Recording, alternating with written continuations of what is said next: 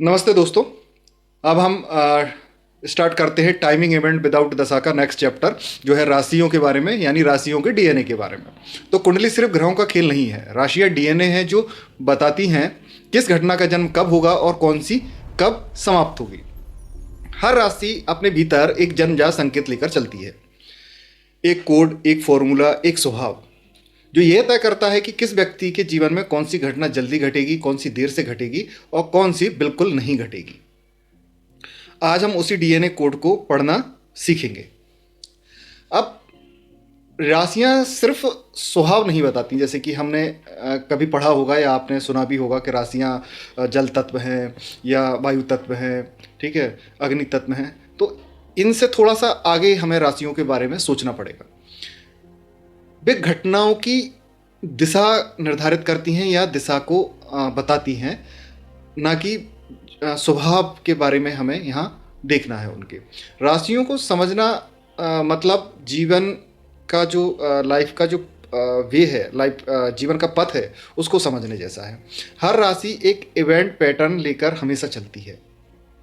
जैसे मैं आपको थोड़ा सा इसमें बता देता हूँ। चर राशियाँ अचानक घटना, तेज बदलाव को सूचित करती हैं।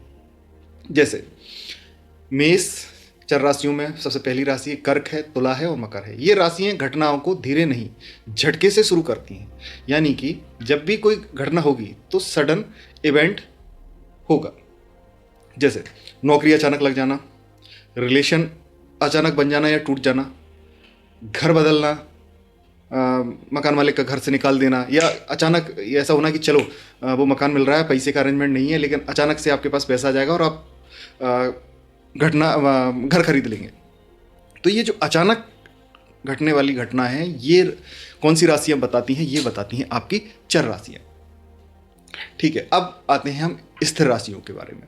घटना देर से होती है स्थिर राशियों में, लेकिन कंफर्मेशन होता है कि घटना होकर ही रहेगी, इवेंट होकर ही रहेगा आपकी लाइफ में।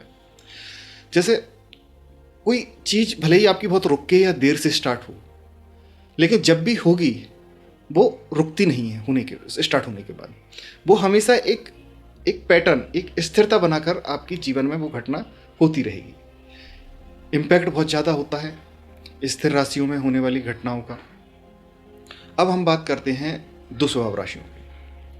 दुस्वभाव राशियाँ वो राशियाँ हैं जिनमें थोड़ी सी दुस्वभाव मतलब नेचर बिन पैंदी के लोटे जैसी, ठीक है। तो इन राशियों में किसी घटना के होने की एक दुविधा रहती है, ठीक है।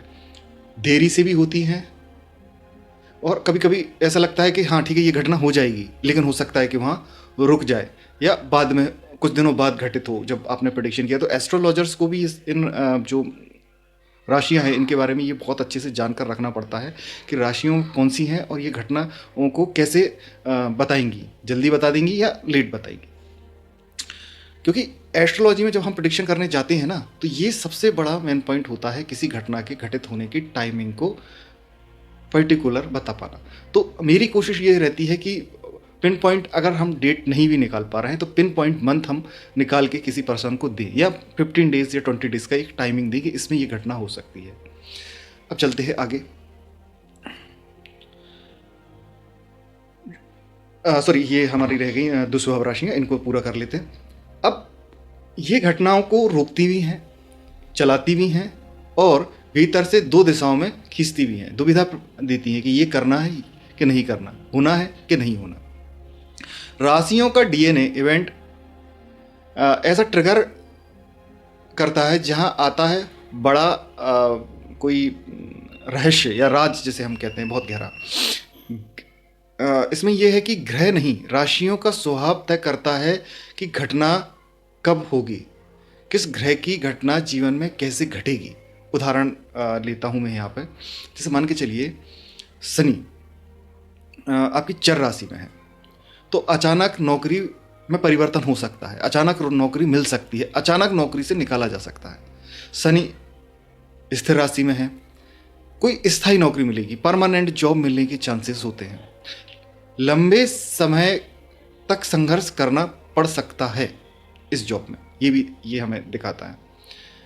शनि दुस्वभाव राशि में है, नौकरी बार बार बदलाव, नौकरी में बार बार बदलाव या असमंजस या दुविधा बनी रहती है नौकरी की लेके कि आज छूटेगी या कल छूटेगी। आज लगेगा अरे आज सब ठीक है, अब नौकरी बढ़िया चलने वाली है 6-8 महीने, लेकिन पता चला 10 दिन में बॉस चेंज हो गया, फिर से वही दूसरे संकट चालू हो गए। तो ये सब चीज़ें हमें राशियों से जानने को मिल जाती हैं, और कौन सा ग्रह उनमें बैठा हुआ है उससे वो ग्रह किस घटना का स्वभाव रखता है, किन चीज़ों का कारकत्व लेकर चल रहा है, तो हम उससे और उस राशि से उस घटना जो उसके व्यक्ति के किसी के जीवन में, उससे हम अनुमान लगा पाते हैं, उसको प्रिडिक्शन कर पाते हैं।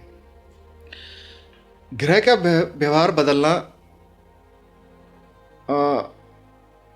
मतलब ग्रह का नेचर या ग्रह का हम ये कहें कि मिट्टी बदलने का काम जो करती हैं वो राशियां करती हैं। जैसे जैसे राशि बदलेगी ग्रह का नेचर, काम करने का तरीका बदल जाएगा। काम वो करेगा लेकिन उसका नेचर वहाँ पर बदल जाएगा। अब बात करते हैं टाइमिंग इवेंट विदाउट दशा में राशियों का क्या रोल है। अब यहाँ पर राशियाँ, क्योंकि हम यहाँ पर किसी दशा पद्धति की बात नहीं कर रहे हैं, हम यहाँ सिर्फ और सिर्फ बिना दशा पद्धति को देखे प्रेडिक्शन की बात कर रहे हैं, तो अब राशियों का रोल यहाँ पर थोड़ा सा इंपॉर्टेंट हो जाता है।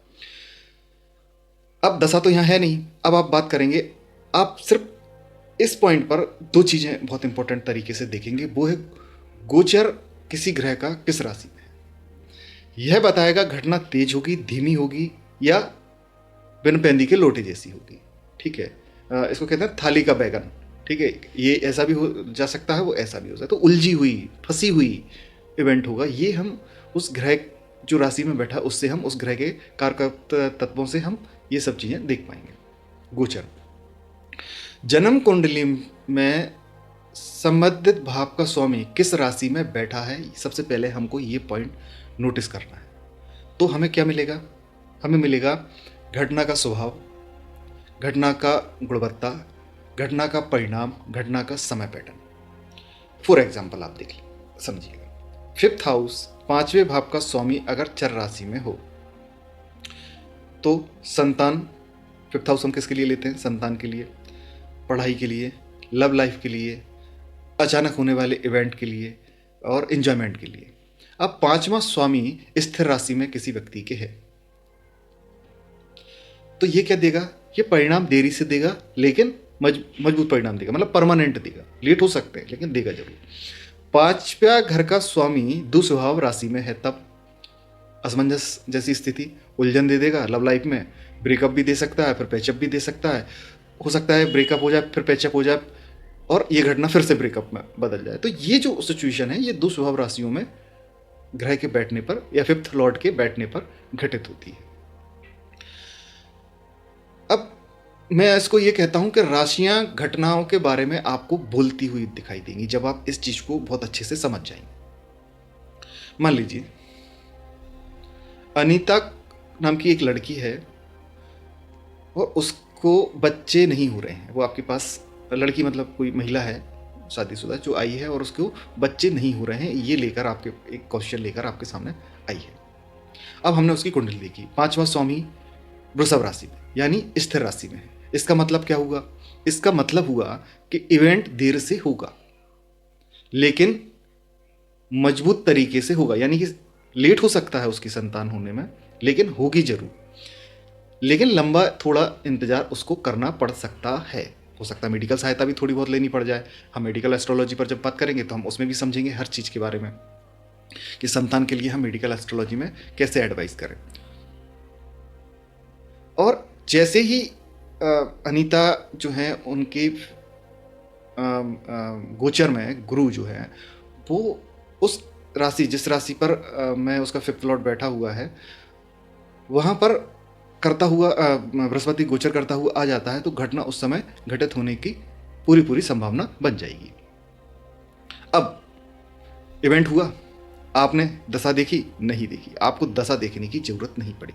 मेरा ये पूरा पढ़ाने का, ये पूरा वीडियो बनाने का ये उद्देश्य है कि आप बिना दशा के भी इवेंट देख सकते हैं। तो जो ग्रह हैं वो प्लेयर की तरह काम करते हैं। मान लीजिए कि कोई क्रिकेट प्लेयर है और वो बेसबॉल टीम में चला जाता है, तो प्लेयर तो है वो क्रिकेट का, लेकिन कहाँ चला गया वो? बेसबॉल ग्राउंड में, माफ़ कीजिएगा, बेसबॉल ग्राउंड में वो चला गया। तो वो क्या खेलेगा? बेसबॉल की तरह उसको खेलना पड़ेगा, बेसबॉल के नियमों की तरह खेलना पड़ेगा। तो जो राशियाँ हैं वो प्लेग्राउंड की तरह काम करती हैं हमारे जीवन में।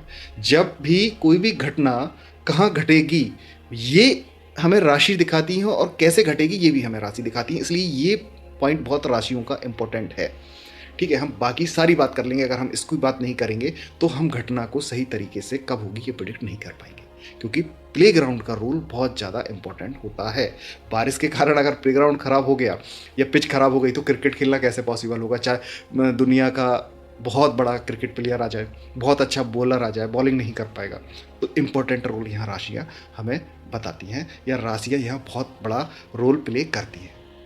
तो अभी के इस चैप्टर में यहीं तक। बाकी का आगे का चैप्टर हम भावों के बारे में यहाँ पर और अच्छे से डिटेल में पढ़ना चाहते हैं कि भाव कोई भी और राशि ये मिलकर इवेंट कैसे हमारा बनाती हैं। तो ऐसे ही जुड़े रहिए नेक्स्ट चैप्टर के लिए। धन्यवाद।